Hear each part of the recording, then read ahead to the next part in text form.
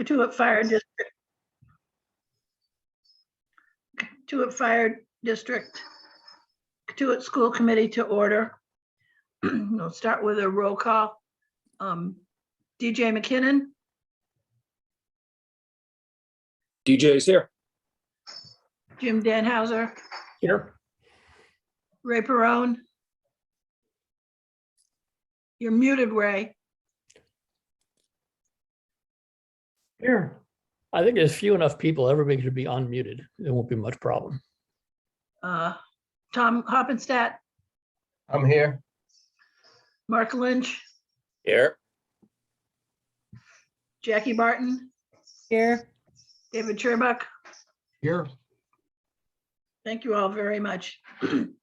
So we're here for an update on the recent meeting our committee had with the town fathers, town committee. So Jim, are you gonna? Well, we hadn't really chatted about, I'm happy to, Jackie and Mark, if you want me to. Please. That'd be Yeah. great, Jim. We'll chime in. Good. Please correct me when my many mistakes. So we met with David Anthony and Andy Clyburn. Just to remind everybody, David Anthony is a town employee who's basically running the technicalities of the deal. He's in the property management division, and Andy Clyburn is the assistant town manager. They've been continuing to work at a number of things, trying to move the process along. It's one of those things that I always say to people, it's more important to us than it is to them. And so we've been trying to have a schedule of monthly meetings so that there is at least the need to report something. But I think behind the scenes, certainly for the last 4 to 6 weeks, there's been a fair level of activity that has been done on the part of the town. And with that intro, I'll start by talking about timetable for going forward. Yes, there's really 2 administrative procedures that the town is going to have to go through and finalize in order to be able to do the transfer of the property to the Katuitt Fire District. The first is because of the division of the property that has been discussed. And to remind everybody, basically that means that the Katuitt Fire District ends up taking a parcel which would include the school property, the building and the property on which it sits immediately, and extending out to Old Oyster, as well as the wooded area, which is about 3 acres. So in total, about 8.5 acres to the Katuitt Fire District. The balance being kept by the town would be primarily the fields, the tennis courts, and what we'll call the roadway. It's not really technically a road, running from Main Street up to the school property, and we would own it from there out. The issue is that the parcel that the town would be keeping would not have sufficient frontage on Main Street to be considered a buildable lot. And so in order to accomplish a subdivision without that, it has to go to the planning board. What has been discussed is a procedure by which the planning board would act in what is called an ANR, which is approval not required, a technical step which would allow the planning board to bless this by saying we don't have to approve it, notwithstanding the fact that it's not a buildable lot. At our last meeting, they had it, Jackie? Yeah, no, I was just going to say that I think that the town agreed that the plan would show that it's not a building lot. And for that to happen, the planning board does have to take action. Right, but it's an ANR, it's an approval Right. not required. Right. So they, in order to accelerate the process a little bit, the town went out and retained an outside surveying firm because they're just sort of overwhelmed internally with everything they have to get done. And that survey has to be concluded, and then put together with a package to present to the planning board. The objective is to have that on the planning board's calendar for March 28th, which is, I forget the frequency with which they meet, but I guess it's once a month. Maybe it's a little bit more frequently than that, but their target is the March 28th. To meet that meeting, they'd have to have it on the public docket at least 48 hours in advance. So that's sort of the gating factor for being able to get to the planning board. They don't see that as an issue. There was a representative of the planning department at our last meeting who said he didn't see it as an issue, but I don't suspect that he would be the last word in whether it's an issue or not. But I don't think we need to be too worried about that. Everybody seems to feel that that is something that should be coming as a matter of course. Technically, if the planning board did have an issue, so long as it got filed, is what the individual said, then even if the planning board doesn't bless it, 21 days after that, you would have an approval in hand. I'm not quite sure how that works, particularly if somebody objected or the public objected at the planning board, that might get pulled back. But rather than look for problems, I think it's safe to say at this point that this process is in the town's hands. They know where they're going with it, and we don't anticipate that being problematic. And the hope is that it can get done at the end of March.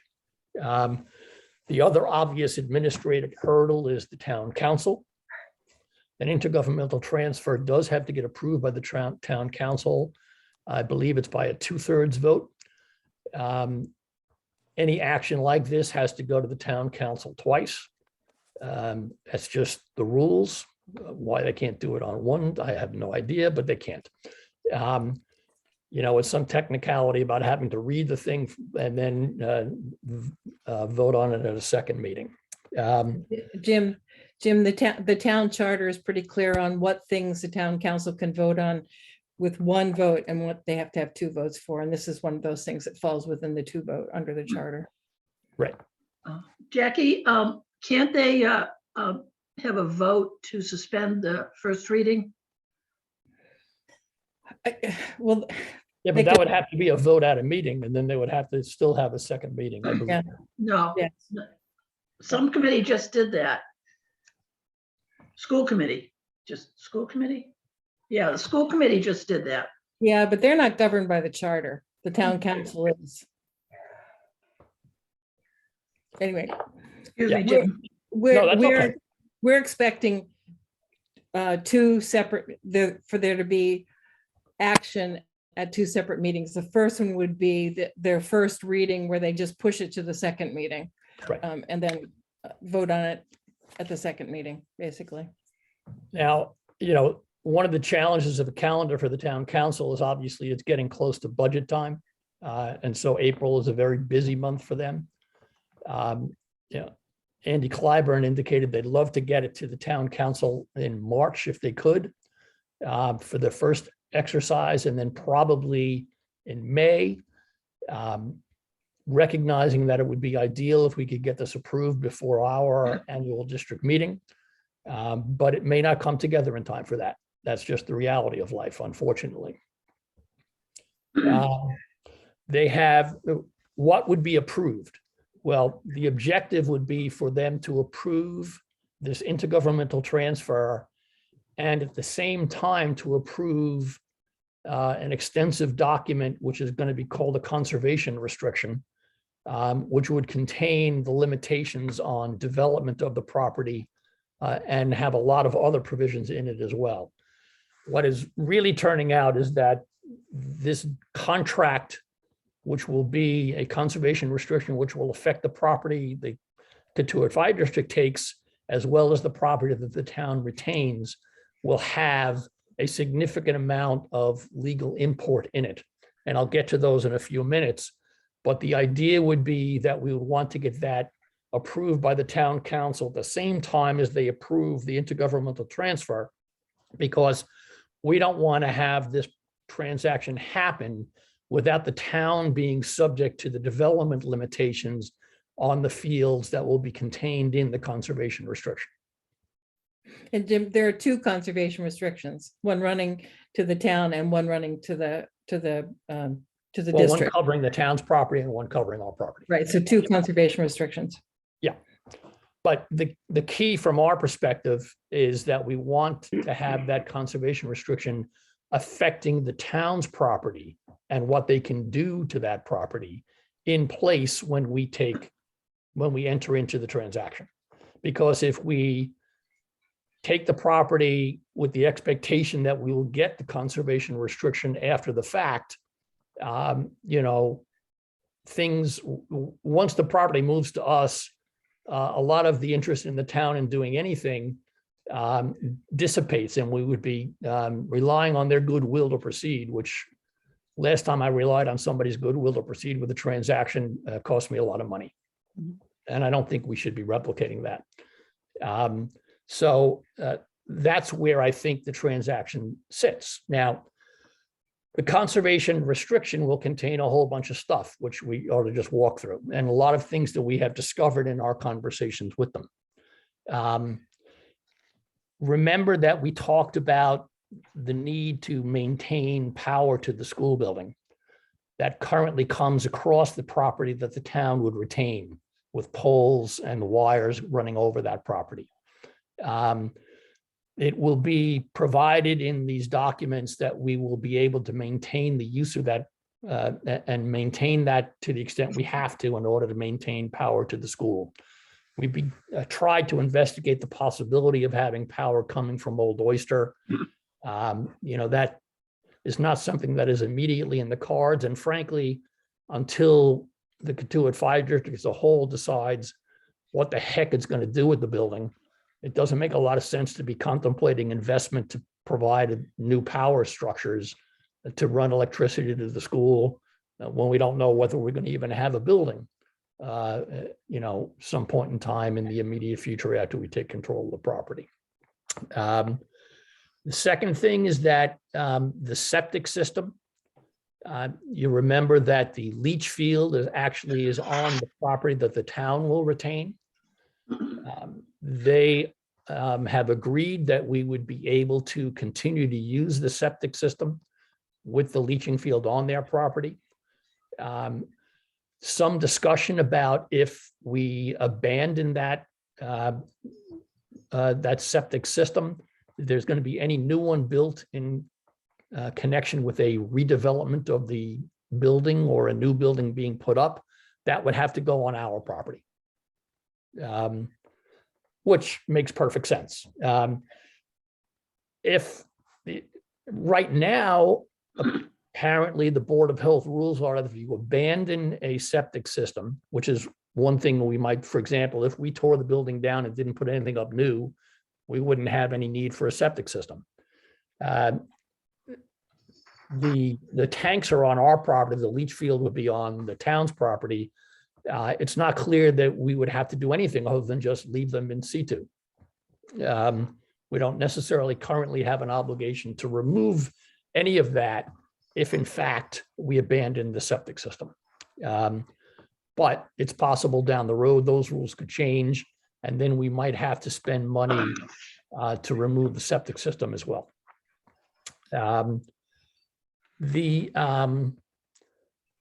There will be, as I said, mutual access on the roadway. The town will retain the ability to make certain changes to the property. They will have the ability to provide for some parking along the side of the roadway. They will also have the ability to build recreational type structures. For example, they may choose someday to expand the tennis courts or expand the pickleball courts. They may choose to build restroom facilities, things related to the recreational use of the property. Those will be contained within the conservation restriction as well, in the sense that those will be exceptions to their inability to build anything on the property. In other words, the starting principle is you can't build anything on that property. And then there will be certain exceptions to it, which will be related to recreational uses of the property. Um, And Jim, within the conservation restrictions, those are considered permitted uses. So there's a specific area where all the permitted uses will be. And so as we're reviewing the conservation restriction, people should look at that and make sure that the things that we are okay with happening there are included within there, because if it's not there, it can't happen in the Right. future. So from that perspective, we're happier with they having more limitation, not less. Right. Though we have to think about it from the perspective of what happens on the property that we take. Because there will be, the only thing that we will be able to do with that property is whatever is within the permitted uses on that property. Gas tank. The underground storage tank is on our property. We have confirmed that the old tank had been removed. And the new tank was put in as a replacement tank. They did remove a tank of similar vintage at another property and it came out clean. They have not tested the soils around this tank to determine whether they are clean or not. That sits as our responsibility to deal with in the context of our taking the property. Whether we choose to leave the tank there, whether we choose to decommission it, whatever we choose to do is going to be up to us. And we know, correct me if I'm wrong, but we know that it's a double walled fiberglass tank. Yes, Correct. with alarm systems in. Right. Correct. And we know that there's currently some heating oil fuel in it, which is probably pretty valuable right now, but we haven't had that discussion with the town about, we're assuming that that's just going to transfer with the property. Correct. But the building is not currently being heated. Just to remind everybody. At a meeting that we had with them when they suggested that we had something in our budget to deal with the heating of the building, we pointed out to them that that was correct, but only after we took it and owned it, that we didn't get approval from the villagers to heat a building that we didn't own. And so they made the decision not to heat the building for this year. They did indicate that in their view, that had some potential risk to future use of the property, that in circumstances where they had done that previously, the building had deteriorated inside a bit, but that was their decision to make, and we didn't have the money to spend, so that's where we are. I think I covered the issue of eminent domain. I did cover that. Okay. And then there's a right of first refusal. That is the town, they still believe that they need to provide that if the Katuitt Fire District ever decides to sell the property that it is taking, it has to provide to the town an opportunity to buy it. Similarly, if they choose to ever sell the property they are keeping, they would have to first provide the Katuitt Fire District an opportunity to buy it. We haven't discussed the specifics of how that would work. More importantly, we did confirm that any sale by them would be subject to all of the restrictions on development and use that will be contained in the conservation restriction, which is really our primary concern. And so that plus the fact that it is not a buildable lot does provide us a significant amount of protection against the towns ever selling that property and having somebody develop something else there that is not a very happy circumstance in connection with the proximity of the water. And as I said, we didn't all want to be the village idiots standing up and telling the good people of Katuitt that we had gone through this, taken the property, spent the money to protect the water, and then have somebody come in and build a whole bunch of stuff on the fields anyway. So, it's important from my point of view that we maintain that indication that any sale of the property by the town, if there is to be one, is going to continue to have on a permanent basis the development restrictions that are being put in place. And if that's the case, then, and if they can find somebody who wants to buy it, great. But the transfer of the conservation restriction doesn't automatically go to the next owner. Yes, it would. Okay. It permanently binds the property. Okay. It runs with the land. Yeah. The restriction runs with the land. Think of it, David, like a permanent easement. But that's all, it all comes down then to the next point I would make, which is that we're getting close to a stage where when these documents are generated, not only do we all need to look at them, but we should have Mark Rodreau, who is after all counsel to the Katuitt Fire District, have a look at them as well. Because they have, these are going to be, we can all have our opinions about the impact of legal documents, but we sure as heck should have the advice from somebody who's actually licensed to practice law as opposed to the rest of us. We've been very lucky that Mark Robinson has been, who's done more of these conservation restrictions probably than anybody else, at least in the Commonwealth of Massachusetts and perhaps in the entirety of the United States, has drafted the one and has been going back and forth in discussions with David Anthony. So that has, number one, put us in a position where we have some real expertise by somebody who has significant familiarity both with the way those documents work and what the Katuitt Fire District is really concerned about. And that's been great. But at the end of the day, we need to have comfort that we have all looked at them, that we're all comfortable with them, and that our attorney has done the same. The other thing that we saw, and I've tried to get, they undertook to send us a copy of it, but did not do it yet.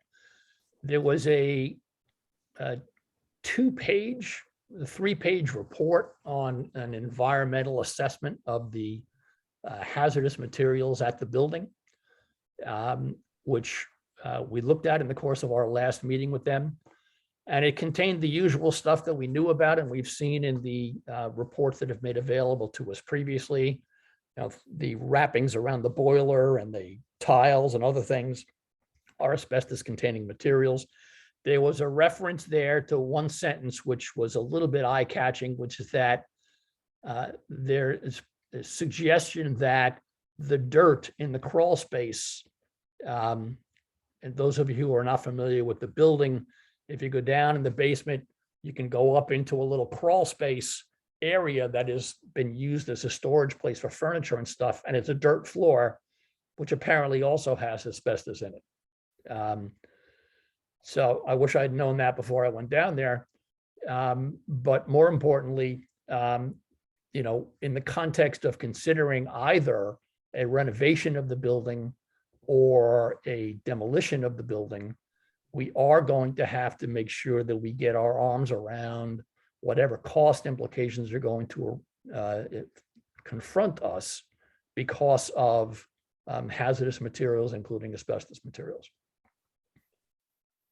The other, I like Jim, found that line about the asbestos in the dirt in the crawl space troubling. The other line that I found troubling was that as a result of that asbestos in the dirt, they were recommending that no one go in the crawl space. And of course, Jim, as he said, has been in there. I've been in there. I think people who were interested in tours were taken in there. And this is I want to emphasize, the first time that we're hearing A, about the recommendation that no one go in the crawl space, and B, that there's asbestos in the dirt in the crawl space. It wasn't clear to me that that recommendation came from the outside experts as much as it was just an internal thing to town employees. Don't go in there, but they all went in there anyway. Yeah, but it was, both of those points were troubling. I'm far from an expert in asbestos removal. It just strikes me that asbestos in dirt presumably means the dirt needs to be removed. And that strikes me as a Cost. possible significant increase in cost. Did they say, or did the report contain what the source of that dirty asbestos was? No, but it's a dirt floor, and I suspect what it was that it, if I had to guess, and I don't like to guess about this stuff, there's all kinds of insulation on pipes down there. Yeah. Some of it looked friable, and I suspect that it fell down from there. I have the same sense Jim does, that the report, and I think the other report describes friable asbestos pipe wrapping in the crawl space. So presumably that's where it came from. Fran, you're on mute, I think.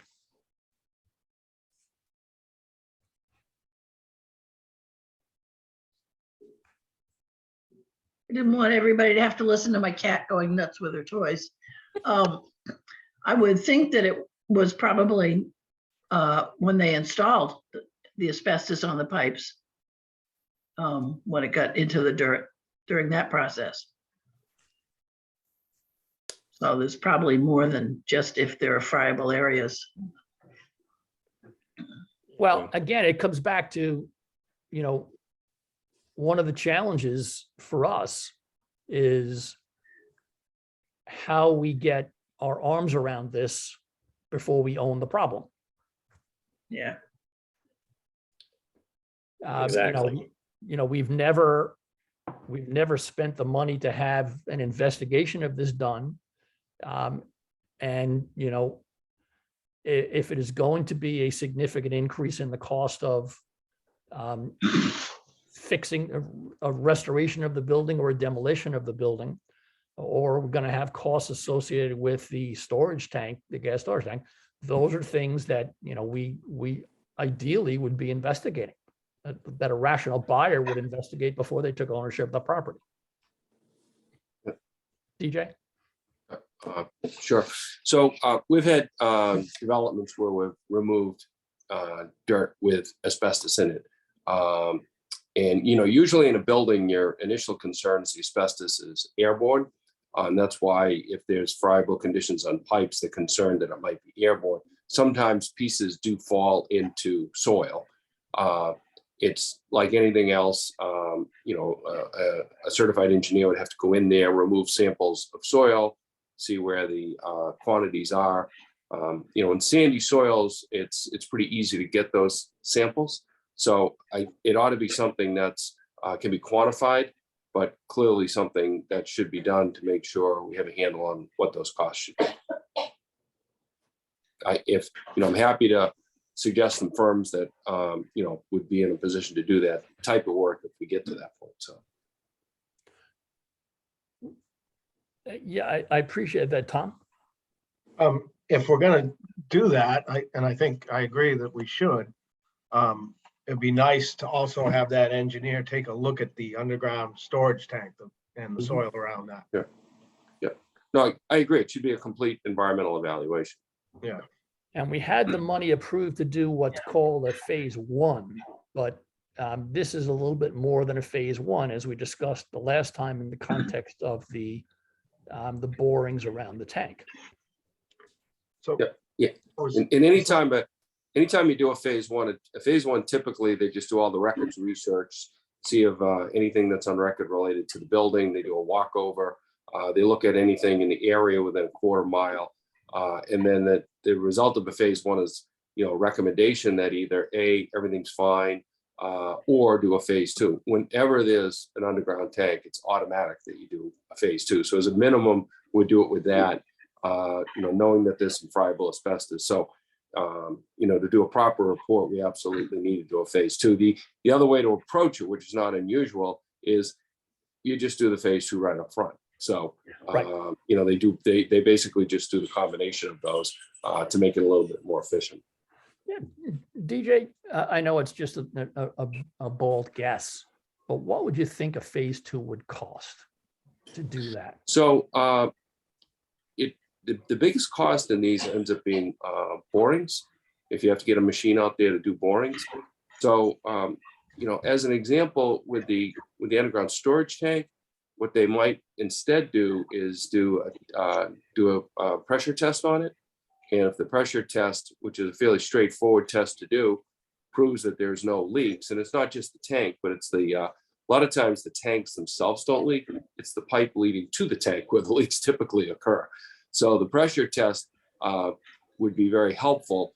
And in a circumstance like that, it's probably unlikely that they would need to do borings. Now, the asbestos test, you're talking, and I'm just kind of guessing. A lot of it depends, believe it or not, on the number of samples. The cost, to have an engineer go out there for a day or two and grab samples, that's pretty straightforward. It depends on the number of samples, because it's the actual testing of this that's a greater cost. But I'm just kind of throwing out rough numbers. My guess is we might be in, for a phase 2, looking at the tank, looking at the asbestos, $20,000-$30,000. I mean, I don't think we're $100,000. Maybe it's, depending on the number of tests, maybe it's 40,000. So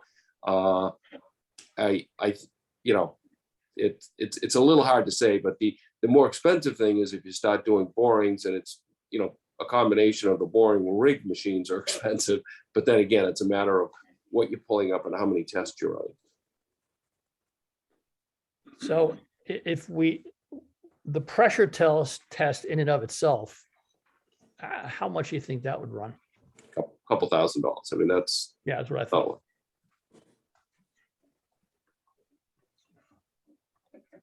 And if you got that and the result was clean, you'd be pretty comfortable. Yeah, I mean, my sense is if it's clean, the engineer would probably say, based on the history, if it's clean, that, no further testing of that piece. Right.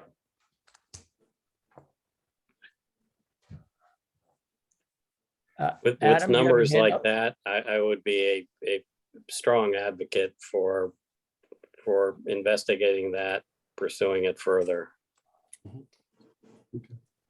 With regard to Yeah, both the asbestos Jim, and I the oil was tank. just gonna say, well, what's the process by which we could go start maybe entertain some quotes on this? Well, I mean, Fran could speak to that. I think we need to have district voter approval because we don't have the money for it. Yeah, we do actually have some money. Ray? We have a, So we got a quote for a phase 1 for $3,000. We also have a contingency of 2, title insurance of $3,000, and legal of $15, in the $23,000. There's an additional $22,000 that is also related to the acquisition, but that had been identified as operating costs. So identified to the taxpayer as acquisition was, to call it $5,000 for an environmental study. So we're pretty short. Well, If we my have to go only other beyond thought, if we already have that authorization, although I did suggest that a lot of times we just go ahead and do it may actually be worth doing the phase 1. That may actually give a framework for what the details would be required for a phase 2. They might be able to give a much better handle on what the phase 2 would be. The phase 1 is a minimum, is going to have a pretty comprehensive walkthrough. So they might be able to give a little bit better framework. So instead of me just guessing it's $20,000-$30,000, maybe it's $10,000. I don't know. But it might be worth doing that phase 1, getting that out of the way, since it's already budgeted. And the presumably the pressure phase one can be a relatively informed one, because we can give them the reports that we already have about the hazardous material, because there are existing reports that we have from the town about hazardous materials. Sure, those can be very helpful. Yeah. Okay. Like I said, I have to apologize because I actually have to hop on another Zoom meeting in a second here, but I'm happy to help out if in any way I can on any of those activities. That's great, DJ. Thanks a bunch. Thank you. Thank you, DJ. Thank you. Thanks, DJ. Great. Okay, you guys have a good night. Yeah, you too. we had a hand raised by Adam at one point. It's Yeah, but down he said, now. and Adam, he did jump in and say that, he was just about to say that he would be a strong advocate for going ahead and spending this money to get the appropriate understanding of what the situation is before we walk into a problem. The other thing I'll remind all of us is that, under the environmental laws, the Katuitt Fire District will end up as an owner, and it will have responsibility for environmental hazards.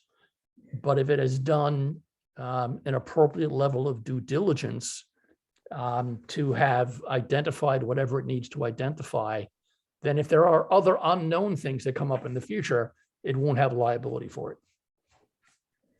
So, performing the appropriate due diligence that a buyer would typically perform is a very important step. So Adam's hand is raised again. Yep. Adam? So I was, to clarify, I understand the phase one appropriations that we've voted on and so forth, but getting a quote for asbestos remediation, I'm wondering if those things are decoupled. Getting a quote, I think DJ even said it, we should find out that. I do understand, it's not lost on me, Jim, that points you were making, that an informed phase one might actually yield quotes around what other things would, but I was thinking that getting quotes for these sorts of potential services wouldn't really necessitate any cost. Thoughts? We can certainly get quotes for them, but they won't do us any good unless we figure out how we're going to go about and spend the money to get the work done. Information for the annual meeting. Well, wouldn't we have information then for further annual meetings or other village and fire district information? I think that's right. I think where this ultimately heads is that we do the phase one, that we have a conversation. That's my dog in the background. It's not anybody I'm punishing. The dog is just getting hungry and he's going to have to wait.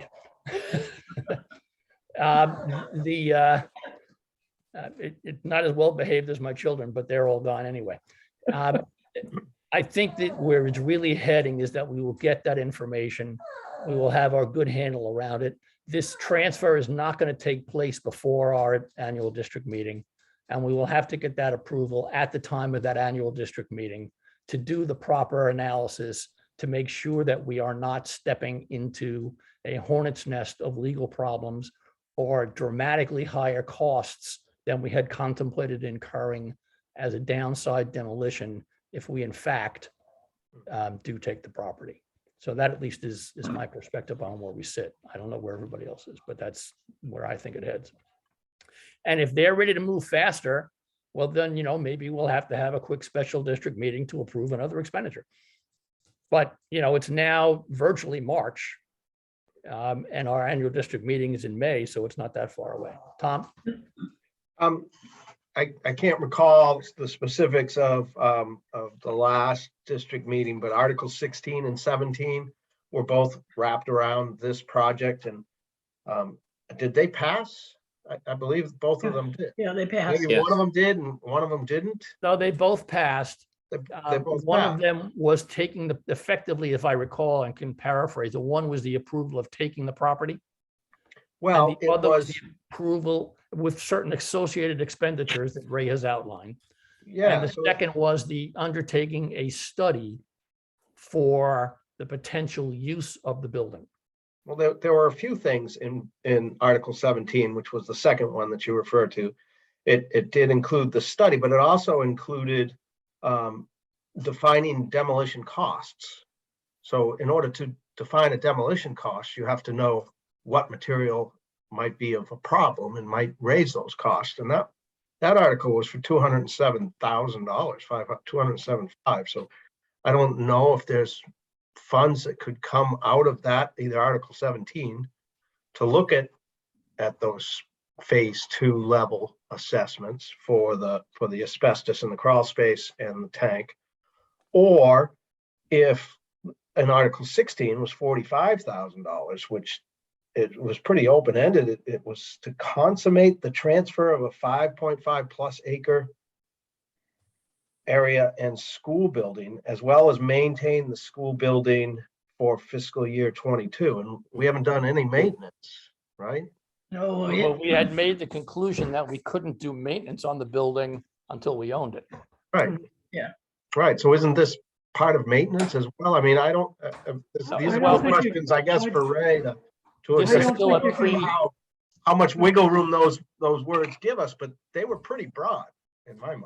Can you read number 16 again, Tom? Yeah, it was, enable Prudential Committee to consummate the transfer of 5.5 plus acres of land and the school building. That was point one, and then point two was maintain the school building for fiscal year 2022. And that was for 45,000. Yeah. So And could you read 17? before you go on, I think that this deal's not going to happen until we figure out what our hazardous materials costs are going to be here. Yeah. So it seems to me like we should run this question that Tom's raising before the district council and see if he thinks that the issue of the hazmat falls within that consummating the deal. Yeah, and then I like the that. second one has got the reopen the space needs project.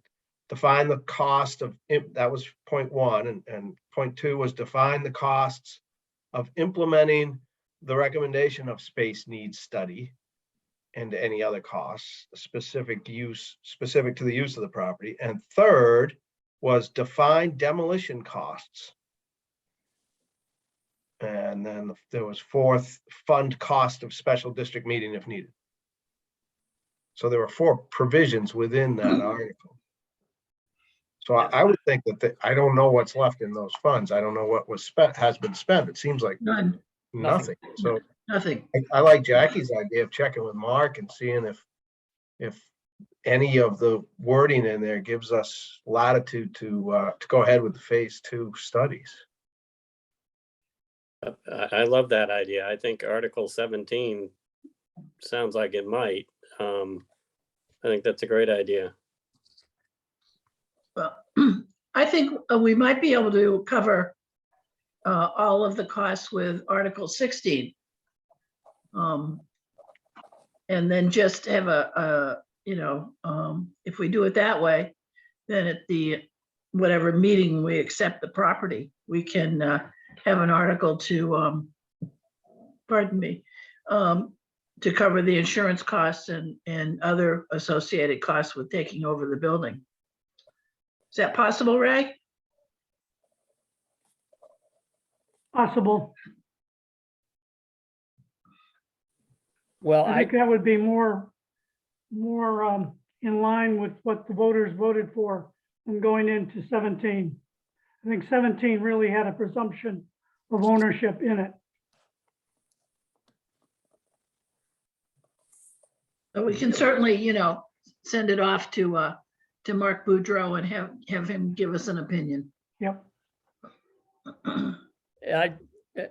I'm with everybody else on the phone. If we can figure out a way to do this, we should definitely do it because, as I said before, it would be foolish of us to take the property on without truly understanding these two significant issues and what their impact would be on either the use of the building or its demolition. And on the exposure we might have with respect to the underground tank, because, as I'm fond of saying, it doesn't sound like a problem until it's a problem. Then if it's a problem, it's a big problem. The other question I have, is there a threshold for requiring an RFP? Yes. What is that dollar threshold? At the moment, for under 25,000, we just need to get 3 bids. I'd have to look more specifically for the RFP. I think, that might go up higher. I'm not really sure. Well, didn't the fire chief talk with the state council about expanding the definition of space needs? Yeah, but And that's already been challenged and we've said it's not ripe and, you know, that we can't go that route, I don't think. Okay, So I'll have to find out exactly what the requirements are for the request for proposal.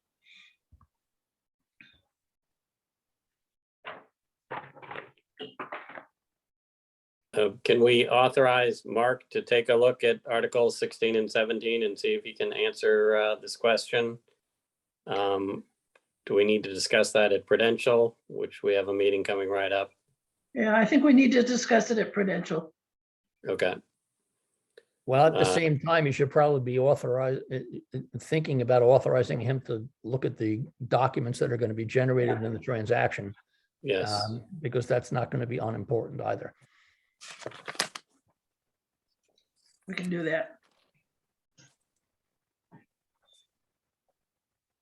But I think, you know, we're all in agreement that one way or the other, we have to get our arms around these issues before we take ownership of the property.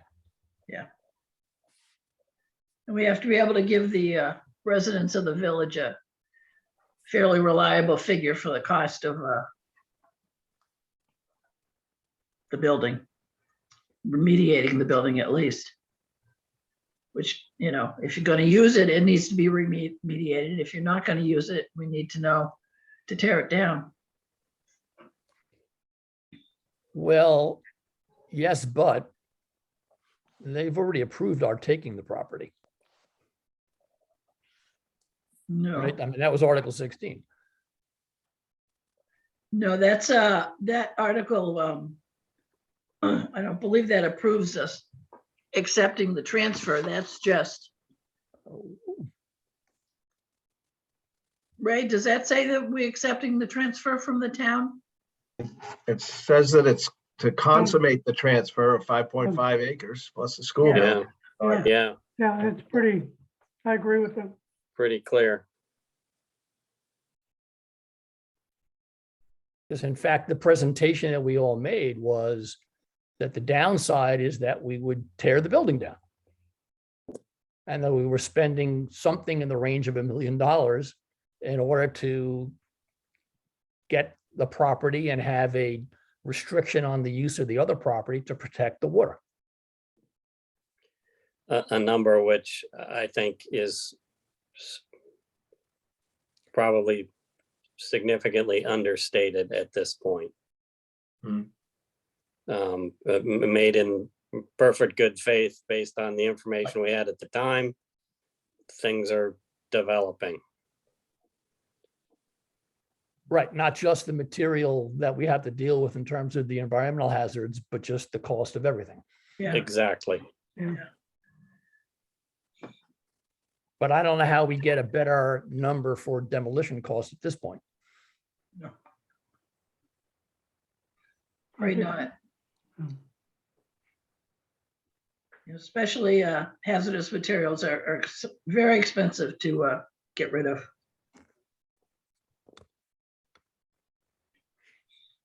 Of course, the non-hazardous materials we could probably sell to somebody.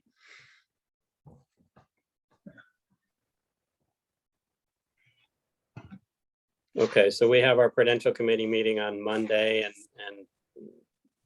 Fran and Seth and I will discuss certainly those two topics. You might also want to add to your list there, the question, just to clarify that the consummation Yeah, article equals approval. I'm Because going to do that. I'm going to do that with Mark Boudreau. Yeah, because we've been operating under the assumption and have told the town that we already have approval. Oh, yeah. Just so the Exactly. town know. Yeah, Multiple where- times. that's where we thought we were in this process. Oh, no. Actually, that wasn't my impression.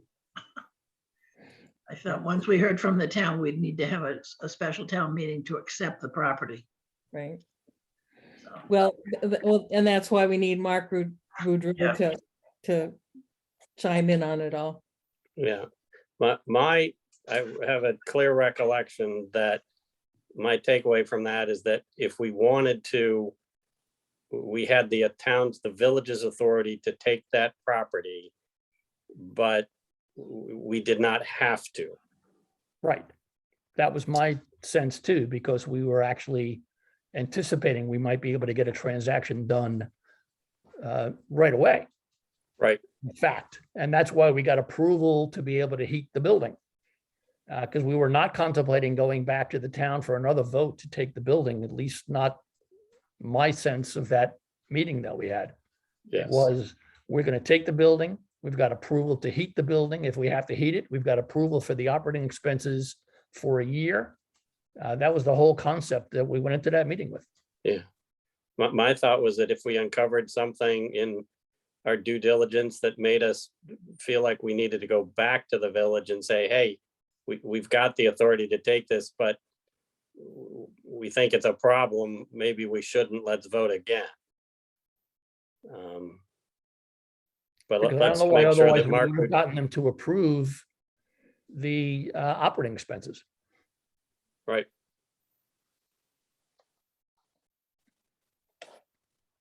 Okay. Does anyone have anything else? Any other questions, concerns? I'd just like to say thanks for all that hard work to Very much. Mark, Jackie, and James, and Fran. Anybody else that's been involved behind the scenes, because I think we have a good pathway forward. Add Mark Robinson to the list. And Mark, yeah, I thank him every time I see him. That's Keep so doing much that. for the district. And tell him you'll thank him a lot more when he gets it done. All right. So if we're all set, I'll accept a motion to adjourn. So moved. Moved. Is there a second? seconded. All those in favor? Aye, Aye. Aye. Thank you all very much. thank you. Night. Aye. Night. Aye.